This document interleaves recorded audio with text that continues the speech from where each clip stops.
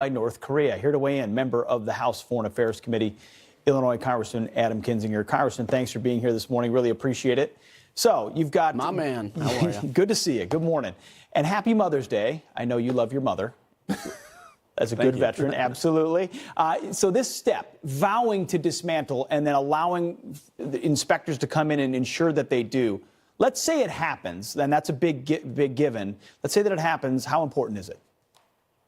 It's ginormous. I mean, if you look at it, so we always have to be cautious.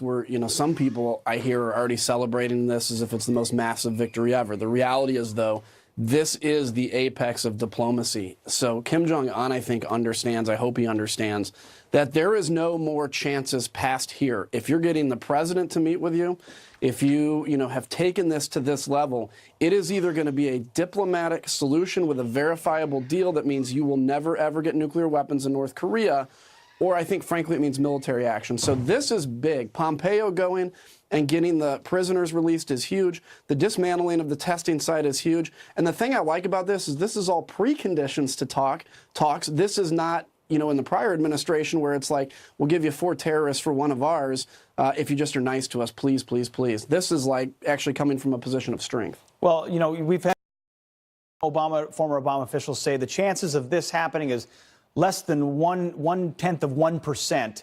Would you say a denuclearization of North Korea is possible? It truly is possible, or is it still very, very far-fetched? I think it actually really is possible. I think it's also possible that it doesn't happen.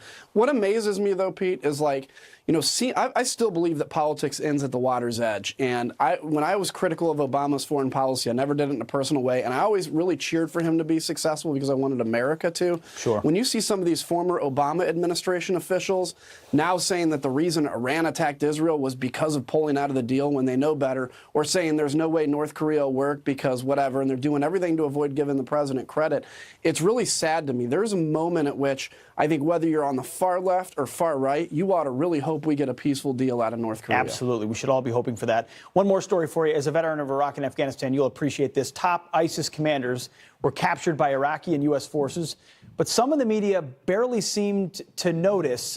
In fact, a couple of nightly news shows, ABC and NBC, when it happened, gave 0 minutes to the actual coverage. Now, other places have covered it, but there hasn't been a whole lot of emphasis. And so it's one thing to mention it as a news item. It's another thing to talk about the fact that, hey, we've dismantled this terror group and we're captured 5 of their top leaders. What do you make of the sort of overall lack of coverage of this?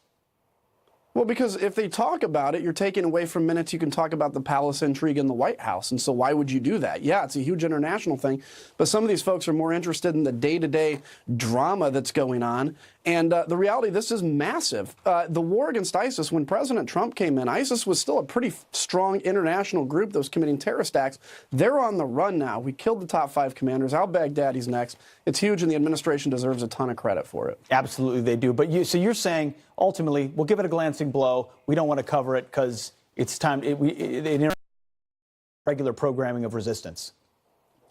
I was watching a news show the other day, and it was right when Israel and Iran started attacking each other. It was a 30-second coverage on that, and then back to the palace intrigue of the day at the White House for 30 minutes. And I look at it and I go, there's some major things happening on foreign policy, like game-changing, earth-changing things. Absolutely. I think it deserves a little more attention. Just a little bit more. Adam Kinzinger, thank you for your time. Appreciate it this morning.